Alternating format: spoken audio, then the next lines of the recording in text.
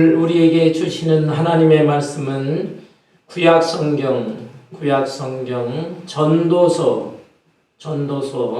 9장 11절에서 18절까지의 말씀입니다.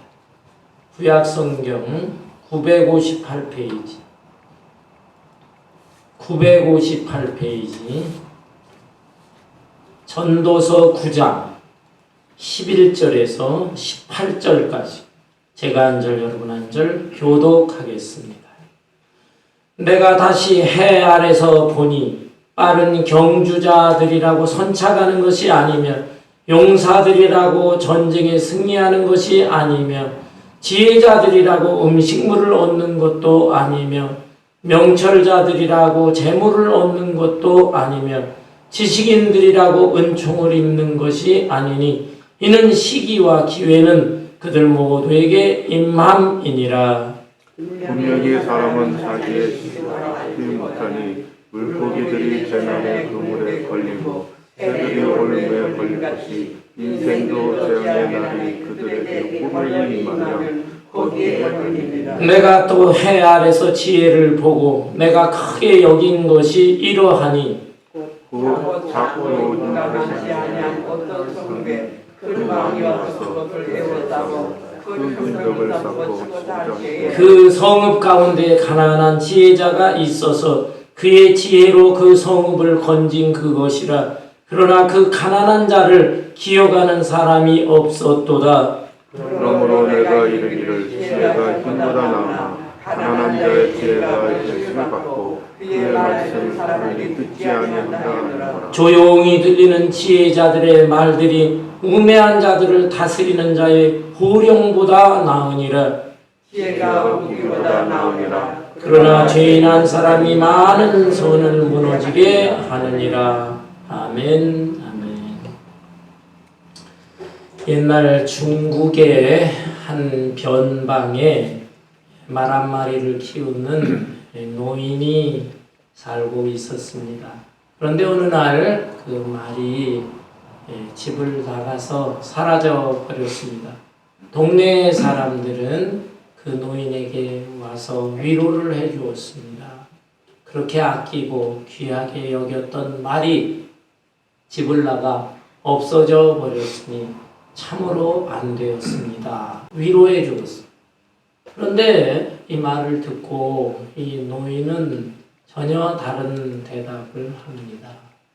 일이 이렇게 된 것이 오히려 복이 될 줄 누가 알겠습니까? 이렇게 반문을 하는 거예요. 며칠 후였습니다. 뜻밖에도 집을 나갔던 그 말이 집으로 다시 돌아왔어요. 그런데 혼자 돌아온 게 아니라 다른 말 한 마리를 데리고 돌아왔습니다. 그 모습을 보고 동네 사람들은 그렇구나. 저 말이 나간 것이 화인 줄 알았는데 오히려 복이 되었구나. 얼마나 좋으세요, 노인 양반. 축하합니다. 인사를 했어. 그러자 이 노인이 다시 또 대답하기를 일이 이렇게 된 것이 복이 아니라 화가 될 줄 누가 알겠소. 반문하는 것이었어요. 집으로 데리고 들어왔던 그 세 말을 이 노인의 아들 청년인데 이 청년이 며칠 타고 돌아다닙니다. 돌아다니다 그만 낙상을 했어요. 다리가 부러져 버린 겁니다. 이렇게 되자 동네 사람들이 다시 노인한테 와서 저 세 마리 들어온 것이 복인 줄 알았더니 큰 재앙을 일으켰군요. 아이고 어쩌면 좋아요. 너무 안 됐습니다 하면서 위로를 했어.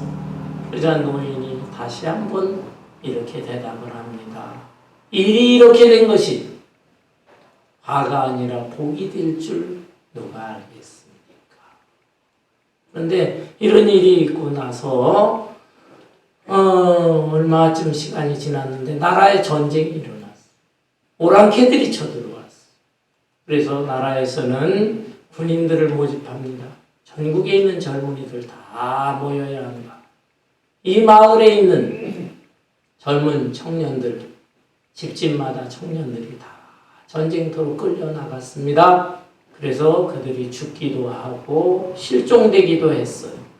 그렇지만 이 노인의 아들은 다리가 절름발이가 되어서 군대에 끌려가지를 않고 목숨을 부지하면서 무사할 수 있었다 하는 얘기입니다.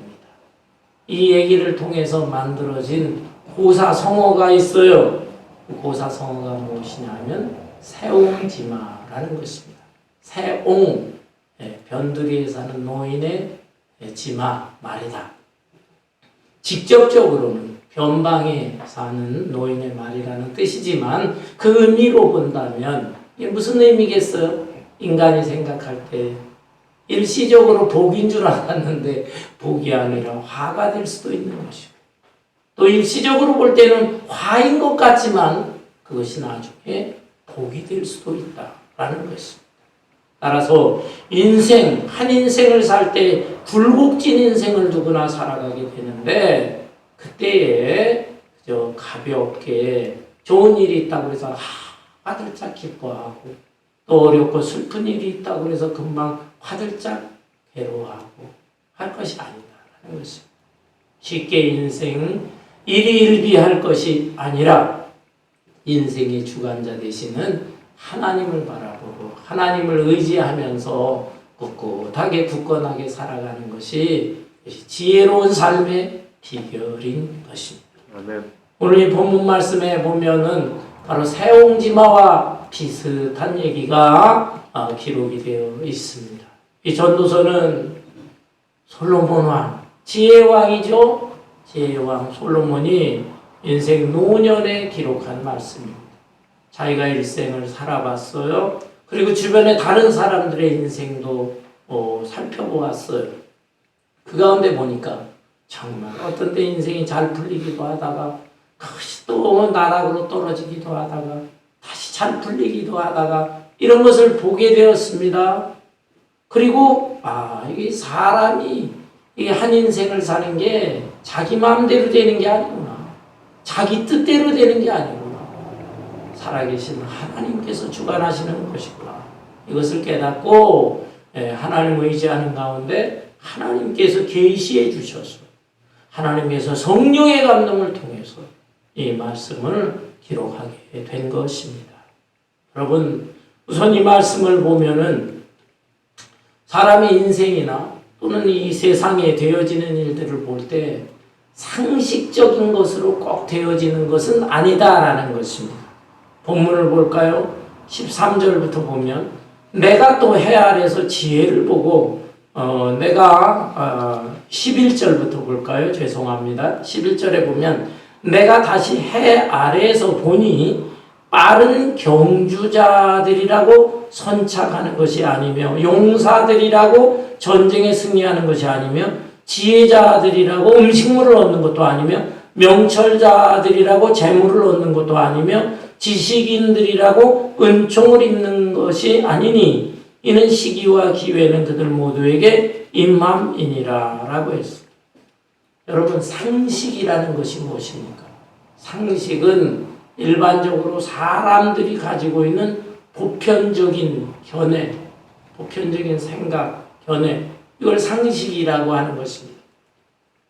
상식적으로 볼 때 빠른 경주자, 달리기를 잘하는 실력 있고 능력 있는 사람이 경주를 하게 되면요, 그 사람이 선착을 한다. 경쟁에서 1등으로 골이 날 수 있다는 것입니다. 이것은 상식이에요, 상식. 그렇지만 꼭 상식대로 되어지지 않습니다. 왜냐하면 이 빨리 달릴 수 있는 선수가 다름질하다가 갑자기 다리에 쥐가 날 수가 있어요. 또 뼈가 삐끗할 수도 있어요. 또 다른 선수와 부딪힐 수도 있어요. 그래서 누가 보더라도 저 선수가 1등으로 들어가겠거니 하는데 결과는 엉뚱한 결과가 나올 수 있다라는 것입니다. 뿐만 아니라 용사라고 해서 전쟁에서 승리하는 건 아닙니다. 대표적인 경우 성경에 나오잖아요. 다윗과 골리앗 블레셋의 장군, 키가 부척장신입니다. 또 자기 몸에 무기도 갖고 있었습니다. 그런데 다윗은 그에 비해서 아직 어린 소년이에요. 글쎄요, 나이 계산하면 17, 8세 될까요? 이런 정도의 소년, 청년이라고 할 수도 없어요. 그런 다윗이 무기라고는 양치는 목자로서 맹수들을 쫓아낼 때 사용하는 물맷돌 5개 가진 것밖에 없는데, 상식적으로 본다면 어떻게 다윗이 골리앗을 이길 수가 있겠어요? 그러나 아닌 것입니다. 맞서 싸우게 되는데 골리앗은 하루 강아지 범 무서운 줄 모르는구나. 가소롭도다. 이스라엘 장군이 없어서 너 같은 어린아이를 보냈느냐. 그러나 다윗은 뭐라고 합니까? 제가 늘 좋아하는 말씀 사무엘상 17장 45절 46절 쭉 내용을 보면 너는 이스라엘의 하나님을 모독하지 마. 나는 만군의 여호와의 이름으로 너에게 가노라. 오늘날 하나님의 살아계심을 너에게 보여주리라. 그리고 물맷돌로 탁 던졌더니 그 골리앗의 이마에 명중했어요. 그 돌이 박혀 그대로 쓰러져 달려들어서 그의 몸에서 칼을 빼고 그의 목을 치게 된 것입니다. 여러분, 상식적으로 본다면 그 용맹한 장수 골리앗이 이겨야 되지만 결과는 꼭 그런 것은 아니다라는 것입니다. 지혜자의 경우에 음식을 얻는다. 머리 좋고 비상하고 똑똑한 사람이 먹을 걸 많이 취할 수가 있어요. 상식이에요. 명철한 사람이 재물을 얻는다. 머리 좋은 사람들이 돈도 잘 버는 것이 상식이에요. 그러나 꼭 그런 건 아니다라는 것입니다. 꼭 그렇지 않아. 우리가 흔히 얘기하잖아요. 학교 다닐 때 공부 잘했습니다. 전교 1, 2등이 하고 그래요. 그래서 사회에 나가서 그 사람이 꼭 잘 되느냐? 보편적으로는 잘 되는 경우가 많지요. 그러나 꼭 그런 건 아니다라는 것입니다. 그래서 공부머리가 다르고 장사머리가 다르고 다 하나님께서 주신 그 달란트가 다 다르다. 오히려 그 달란트를 잘 개발하는 사람이 인생에서 성공할 수 있다. 이런 말들을 하는 것입니다. 여러분, 우리 인생은 내 뜻대로 내 마음대로 되어지는 것이 아니다 라는 것을 인식하면서 사는 사람, 이 사람이 지혜로운 사람인 것입니다. 그러면 왜 이렇게 상식적으로 뛰어난 사람임에도 불구하고 이렇게 성공하지 못하는 경우가 생길까? 그것은 변수 때문에 그런 것입니다. 우리의 인생이나 삶, 이 세상에는 변수가 너무 많아요. 그 변수를 일일이 다 할 수가 없잖아요. 근데 그 변수가 작용되는 것에 가장 큰 영향을 주는 것이 있습니다. 그것이 뭐냐면 시기와 기회라는 것입니다. 그래서 11절 마지막에 보면은 그렇게 나오잖아요. 시기와 기회는 그들 모두에게 임함이니라. 시기와 기회는 모든 사람에게 임하는데 그 시기와 기회를 얼마나 잘 포착하느냐에 따라서 인생의 성패가 달라지는 것이다. 시기, 영어로 time, 기회, chance. 타임과 찬스, 이걸 잘 잡아야 된다라는 것입니다. 여러분, 이해하고 들으세요. 한 10몇 년 전인가요? 이 미국 사회에 굉장히 부동산 이렇게 붐이 일어난 적이 있었습니다. 사람들마다 그냥 이 집을 살라고 막 결혼이 되고 그랬어요. 저는 평생 집 한 채 가져본 적도 없고 조그만 아파트에서 한 세상 살아가는 사람인데 그때 저 같은 사람도 유혹을 받고 10몇 년 전에 교회에 어떤 때는 이 잡상인도 들어올 수가 있고요. 또 구제하겠다 도와달라고 하는 사람도 있고 그런데 부동산 하는 사람, 리얼티에서 하는 사람이 한번 들어온 적이 있습니다. 그러면서 목사님 되시죠? 그러면 목사님 혹시 집 가지고 있으십니까? 집은 나는 없는데 아파트 사는데요. 그러니까 목사님 아무리 목회하시고 그래도 또 인생을 생각하고 노후도 생각하셔야 됩니다. 집 한 채 장만하셔야 됩니다. 돈이 있어야 집을 장만하지. 난 돈가 없는 사람입니다. 그러니까 너무 걱정하지 마세요. 예? 아주 다운페이 조금만 해도 지금 은행에서 돈을 얼마나 많이 빌려주는지 알 수 있다는 거예요. 그러니까 키가 좀 솔깃하더라고요. 그래도 돈 얼마나 해도 돈 5천 불만 내도 한데 5천 불도 좀 곤란한데 이러니까 목사님 정 그러시면 노다운해도 집을 살 수가 있대. 20만 불, 30만 불. 그 당시에 그러는데 그러니까는 솔깃하더라고요. 그래서 집에 와서 내가 좀 요참에 한번 집을 장만할까 말까 노다운 이랬는데 이게 그냥 며칠 동안 거기에서 맴도는 거예요. 근데 그래도 조용한 시간에 생각할 때 에휴, 노다운이지만 어쨌든 이자를 그걸 계속 또 내야 되는데 그거 어떡하나 부담스럽더라고요. 그래서 에이, 나는 집을 안 갖겠다. 그냥 하니까 아유 목사님 바보입니다. 이 찬스를 놓쳐. 죄송한 얘기만 유치원 원장 하는 분도 그때 여기 큰 집 사고 다 그랬어요. 그랬는데 얼마 있다가 부동산도 추락했죠. 그리고 은행에서 막 금리가 막 올라가기 시작을 하는데 고정이자로 한 분도 있지만 변동으로들 많이 했잖아. 변동으로. 그 이자를 물지를 못해가지고. 네. 그래서 그냥 집을 다 은행한테 뺏기고 어려움 당하는 사람들이 꽤 많았습니다. 여러분들도 아마 십몇 년 전에 그런 파동이 일어난 것을 아실 것입니다. 자, 어떻게 보면 그 당시에 그것이 시기인데 그 시기를 잘 탄 사람은 솔직히 부자가 된 사람도 있어. 그거의 기회라고 잡은 거예요. 그러나 그 타임에 조금 늦게 그 집을 사려고 했던 사람들이 있어. 그런 사람들은 시기를 잘못한 거야. 기회를 잘못했어. 그래서 오히려 큰 낭패를 당한 경우도 있는 것입니다. 이렇게 시기와 기회라고 하는 것. 정말 아주 유능하고 똑똑한 사람이에요. 그런데도 시기를 잘못 만났어. 영웅은 시기를 잘 만나야 된다. 그 시대가 영웅을 낳느냐, 영웅이 시대를 만드느냐, 여러 얘기가 있어요. 아무리 똑똑하고 지혜롭고 유능해도 시대를 잘못 만나면 성공하기 어렵죠. 뿐만 아니라 기회라는 게 있어요. 기회 주어졌는데 그 기회를 갖다 놓치게 되면 또 낭패를 당하게 되는 것이다. 그래서 이 시기와 기회. 사실 실력이나 능력은 별것 아닌 것 같은 사람도 있거든요. 그런데 그런 사람들이 시기와 기회를 탁 잘 잡는 사람이 있어요. 그러면 어느 정도 그 사람들 출세도 하고 성공도 하고 잘 살아가는 모습을 보게 되는 것입니다. 그래서 인생의 변수에 큰 영향을 주는 시기와 기회, 이거를 잘 잡아야 돼요. 그런데 이 시기와 기회라고 하는 것은 사람이 알 수가 있는가?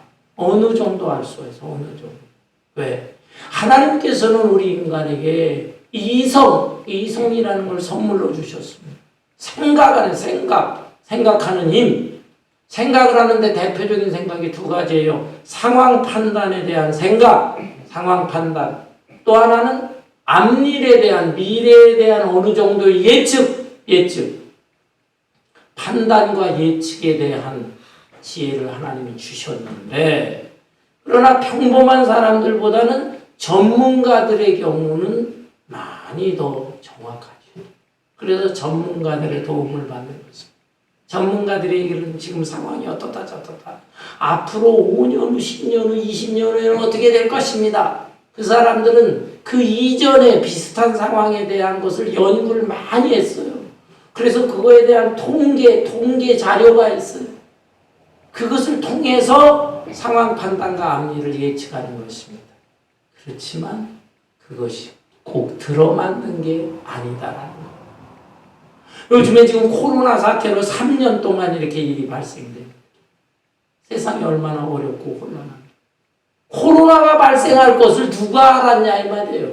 정치가 경제인들 다 의사들, 과학자들도 임박해가지고 그 12월 달을 3년 전 12월 달에 발생했는데 그때 그냥 그 중국의 어느 그 안과 의사가 그 얘기를 했잖아요. 코로나 발생했다. 중국에서 그 믿지도 않고 막 그랬다. 그러니까 전문가들이라고 해도 다 아는 게 아니다라는 거였어요. 그런 인생을 우리가 살아가고 그런 세상을 우리가 살아가고 있습니다. 그렇다면 우리는 어떻게 살아가느냐? 시기와 기회의 주관자는 하나님이신 거예요. 하나님. 하나님이 주신 이성이라고 하는 이 생각하는 기능, 이것도 잘 갖고 닦아서 공부도 하고 연구도 하고 생각도 깊이 해보고 이게 필요한 것입니다. 이걸 무시하면 안 돼.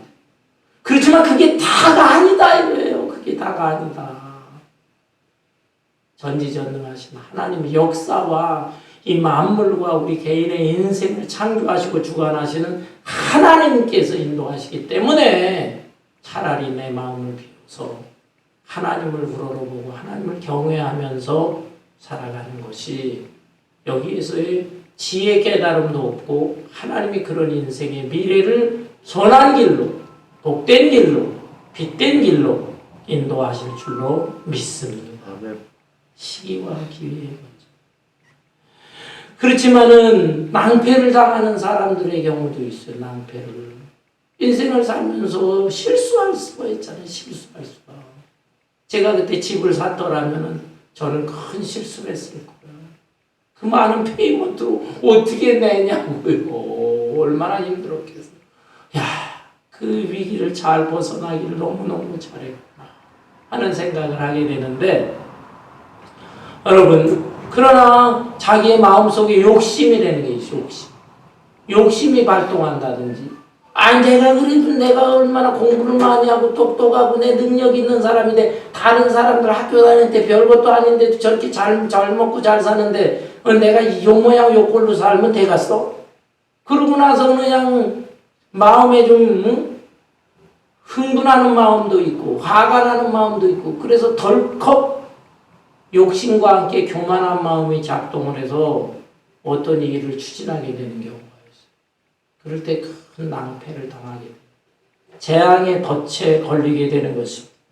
본문 12절에 보니까 분명히 사람은 자기의 시기도 알지 못하나니 물고기들이 재난의 그 물에 걸리고 새들이 올무에 걸림같이 인생들도 재앙의 날이 그들에게 호련히 임하면 거기에 걸리느니 교만과 욕심 때문에 시기와 기회를 정확하게 판단을 못하는 거예요. 자기가 볼 때는 요때다, 요게 기회다라고 덥석 물었지만 그것이 아니었다라는 것입니다. 그런 경우에 그것은 물고기가 미끼에 걸리는 것과 똑같은 것이고 또 이 짐승이 새들이 올무에 걸리는 것과 똑같다. 그래서 이렇게 올무에 걸려있는 이 가련한 인생들이 너무너무 많은 것입니다. 힘겨워하고 괴로워하고 고통스러워. 그러면서 가정 불화가 일어나고 부부싸움이 일어나고 부모 자식 간의 갈등이 있어요. 어떤 사람은 인생 무상, 내 이생망이라는 말이 한국에 유행한다고. 이생망. 이번 생에는 나는 망했구나. 젊은 애들이 주식에 투자했다가 주식이 요즘 얼마나 폭락하고 있습니다. 이생망, 이번 생에 나 망했어. 스스로 자살하는 애들이 막 생기고 그러는 것입니다. 여러분, 올무에 갇혔어. 재앙의 덫에 걸렸어. 이런 경우에는 어떻게 해야 되겠습니까? 역시 하나님 앞으로 돌아와야 돼요. 하나님 앞에 돌아와서 제가 하나님 없이도 내 머리, 내 지혜, 내 능력으로 얼마든지 나 살아갈 자신이 있었습니다. 이렇게 살아왔습니다. 이것이 잘못된 것입니다. 죄를 지었습니다. 회개해. 하나님 앞에 회개하는 것이 중요하고요. 그 다음에 아무리 내가 내 자신을 보아도 물론 죄가 있지만 큰 잘못은 없는 것 같은데 라고 생각이 드는 경우도 있어요. 다른 사람들에 비해서 내가 뭐 그렇게 잘못하고 죄에서 이 고난을 당해야 되는가라고 생각되어질 때도 있습니다. 그럼에도 불구하고 빛 대신 하나님 앞에 비추어 본다면 나의 허물, 작은 실수까지 다 드러나죠. 그거를 회개하시고, 그리고 내가 큰 죄는 진 것이 없는 것 같은데 왜 내 생애에 이 어려움과 고난이 있는 것인가 라고 느껴진다면 그것은 하나님께서 연단을 시키기 위해서 주신 고난과 시련이다. 이렇게 받아들이시면 됩니다. 여러분, 산에 올라가 보면 산에 잡석들이 많아요. 일반 돌들이죠. 근데 그 일반 잡석들 중에 그 속에 아주 귀한 그 보석이 섞여 있는 것들이 있어요. 원석이라고 원석. 그 원석. 그렇지만 그게 원석이긴 하지만 원석 자체가 그렇게 유익하거나 큰 가치가 있거나 이렇게만 볼 수는 없어. 그 원석을 갖다 가공을 해야 돼. 가공을 하게 되면은요, 잡석들이 다 부스러져 나가고 원석들만 다 빼서 그걸 가공을 하면 영롱하게 찬란하게 빛나는 보석이 될 수 있습니다. 우리가 이 땅에서 당하는 고난과 시련의 경우 하나님께서 우리에게 사실은 큰 잘못도 아닌 것 같은데 고난과 시련이 있다고 한다면 하나님께서 나를 연단을 시켜주시는 과정이구나. 나를 잡석에서 갈고 닦고 해서 원석으로 또 보석으로 가꾸시는 연단의 과정이구나. 이렇게 받아들일 수 있기를 바랍니다. 그 하나님의 뜻을 생각하면서 끝까지 하나님을 신뢰하고 또 믿음으로 인내하면서 살아가야 되는 것이죠. 미국의 34대 대통령을 지냈던 아이젠하워의 어린 시절의 일화가 있습니다. 여러 형제들이 있었어요. 그 형제들이 모여서 어느 날 카드놀이를 합니다. 카드를 돌리고 하는데 이 아이젠하워가 자기한테 온 카드를 보니까 카드 패가 안 좋네? 카드 패가 왜 이래 나쁘고 그러니까 기분이 나빠져 카드를 내던지면서 나 이거 안 할래. 기분 나빠. 나한테는 왜 이 좋은 패가 안 들어오고 나쁜 패가 들어왔어. 근데 그 모습을 엄마가 봤어. 과일 상자를 가지고 들어오다가 그 모습을 보고 따끔하게 혼을 냅니다. 너희들 카드놀이 중단해라. 내 말을 들어라. 특별히 너 드와이트 아이젠하워 너 내 얘기 들어야 돼.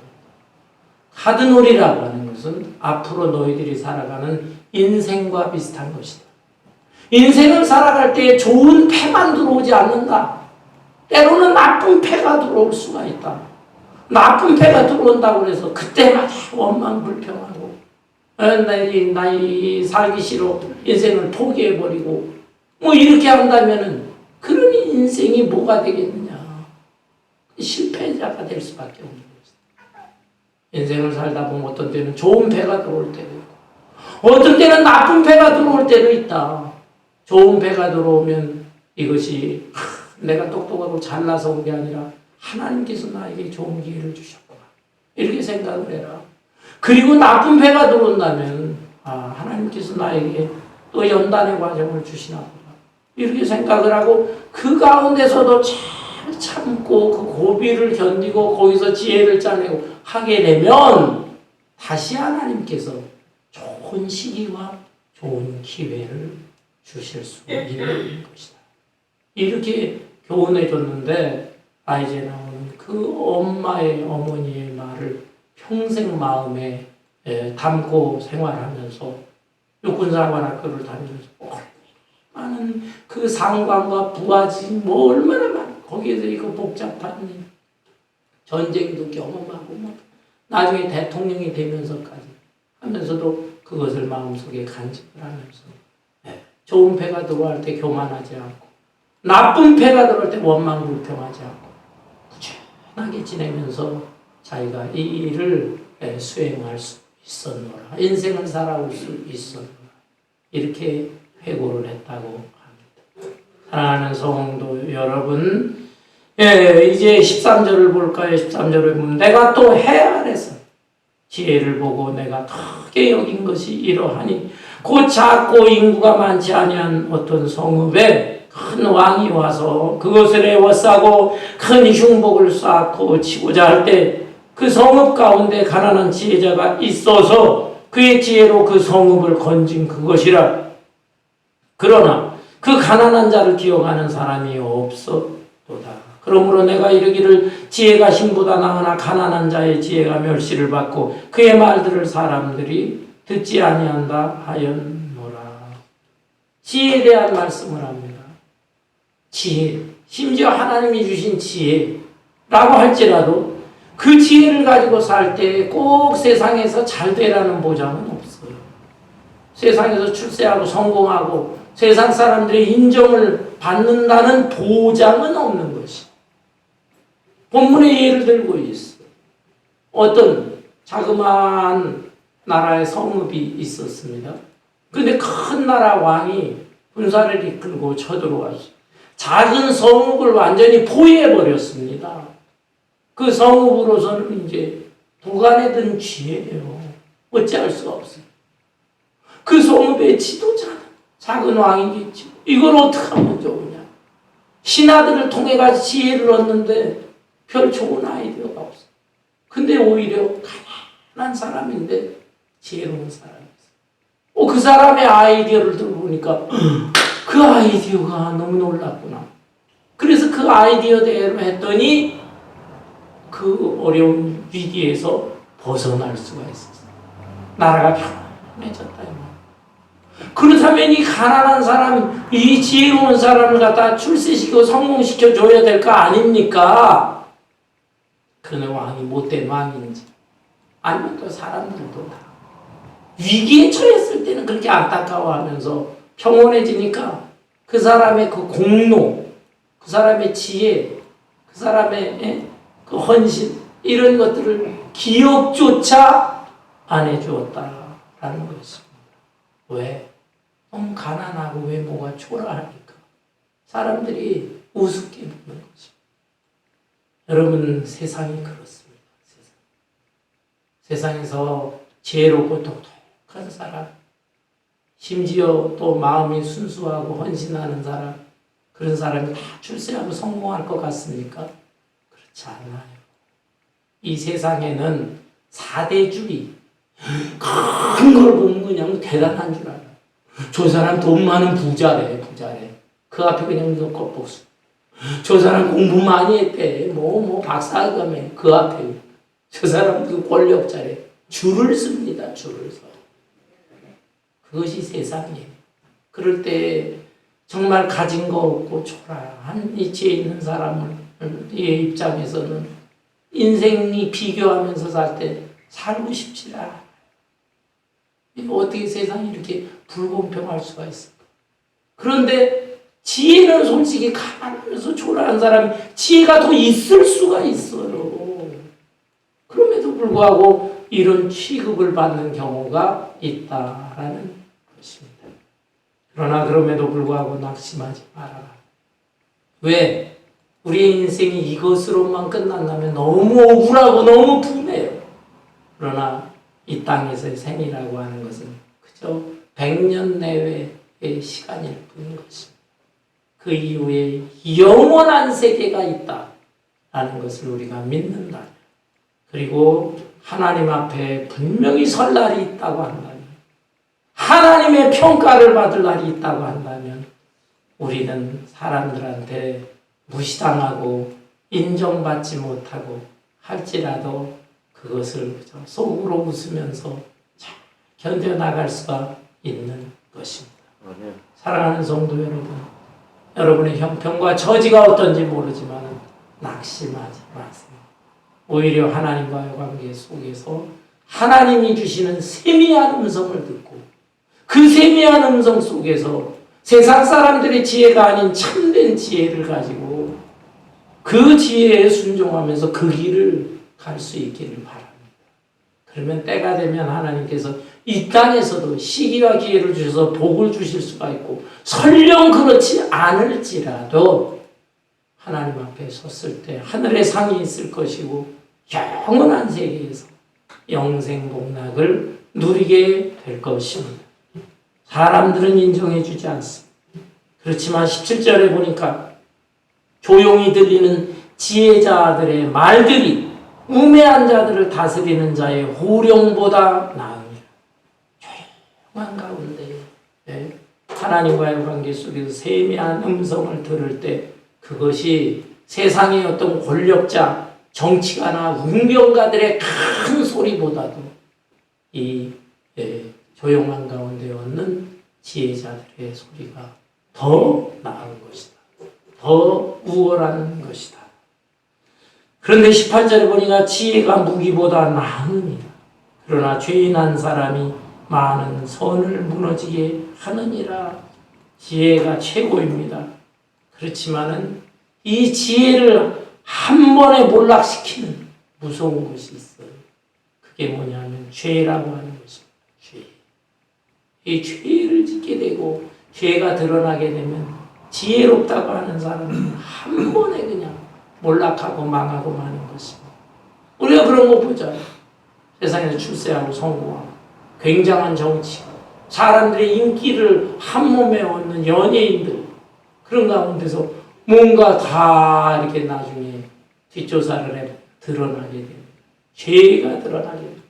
몇 년 전에 미투 운동 누가 어떻게 모여서 젊은 시절에 성폭행을 했느니 마느니 그러니 세상에 저렇게 유명한 사람, 유명한 탤런트 다 드러나잖아요. 나도 당했다, 나도 나. 미투 운동에 걸린 사람들 다 몰락해 버렸어. 뇌물 사건에 지금 휘말린 사람들도, 지금 재판 중에 있는 사람들도 있는 것입니다. 여러분, 이런 면에서 볼 때에 세상에서 얻는 지혜를 가지고 성공하고 출세할 생각보다는 차라리 내가 죄를 안 짓겠노라. 출세 성공은 못할지라도 내가 죄는 안 짓겠노라.